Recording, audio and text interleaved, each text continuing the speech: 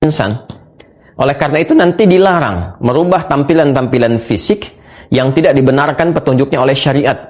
Ya, pada keadaan-keadaan yang tidak dibenarkan oleh syariat. Karena apa yang tercipta dari fisik kita ini sudah sesuai dengan maslahat hidup kita untuk mengerjakan berbagai aktivitas dalam menyukseskan misi ini.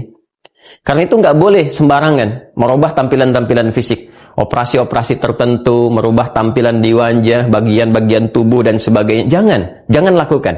Nah, itu termasuk nanti bagian dari was-was yang diberikan oleh setan. Kalau ada pengajian ngajak Anda mengarahkan ke sikap-sikap yang kontraproduktif dengan keislaman. Islam itu lembut, baik, toleran yang terukur, tiba-tiba ngajak yang keras-keras. Sampai-sampai ke yang ekstrim. Kata Nabi itu akan ada nanti di masa depan, orang ngajarin Islam, dia sholat, dia puasa, tapi saat yang bersamaan, ya'ti qad syatama hada, senangnya mencaci. Anda belajar pengajian, habis itu caci orang. Wa qadzafa hada, senang saling menuduh. Akhirnya nggak produktif. Puncaknya wa daraba hada, sedang berselisih, tingkat paling tingginya wasafaka dama hada. Ada yang mengumpulkan orang nanti ngajak pertumpahan darah. Nyebut si fulan dengan hukum A, B, tiba-tiba tembak, eksekusi, bom ini itu, hati-hati. Itu Nabi sampaikan 15 abad yang lalu. Kalau ada yang seperti itu cukup tinggalkan. Berbahaya. Orang-orang yang selalu mencari rizki tanpa iman, sekalipun dia muslim tapi kurang membangun hubungan kedekatan dengan Allah, maka setiap yang dia dapatkan sekalipun banyak tetap akan selalu kelihatan sedikit.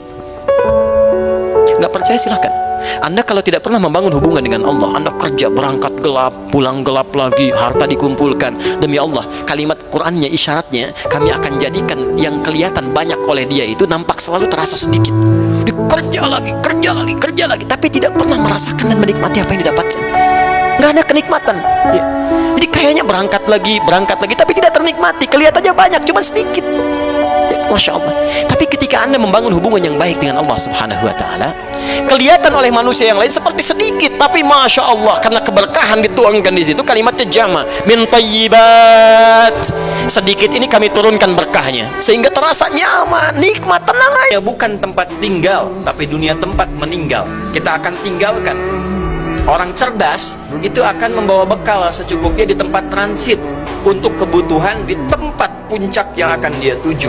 Puncak tujuan kita itu ada di akhiratnya, harapannya di surganya. Maka kita sekarang sedang mencari bekal, tempat transitnya dunia untuk mengumpulkan bekal akhirat. Jadi jangan dihabiskan waktunya selesai untuk urusan dunia semua. 24 jam itu berapa yang jadi akhiratnya? Ketika seseorang ingat pada Allah, hubungannya menjadi dekat dengan Allah. Ketika menjadi dekat, maka dia akan dipelihara oleh Allah Subhanahu Wa Taala. Dipelihara dari maksiat dan segala yang menyulitkan dia dalam kehidupannya. Makanya mustahil ada orang berzikir tapi berbuat maksiat kepada Allah. Kalau ada pengajian ngajak Anda mengarahkan ke sikap-sikap yang kontraproduktif dengan keislaman. Islam itu lembut, baik, toleran yang terukur, tiba-tiba ngajak yang keras-keras. Sampai-sampai ke yang ekstrim. Kata Nabi itu akan ada nanti di masa depan, orang ngajarin Islam, dia sholat, dia puasa, tapi saat yang bersamaan, ya'ti qad syatama hada, senangnya mencaci. Anda belajar pengajian, habis itu caci orang. Wa qadzafa hada, senang saling menuduh. Akhirnya nggak produktif. Puncaknya wa daraba hada, sedang berselisih, tingkat paling tingginya wasafaka dama hada. Ada yang mengumpulkan orang nanti ngajak pertumpahan darah.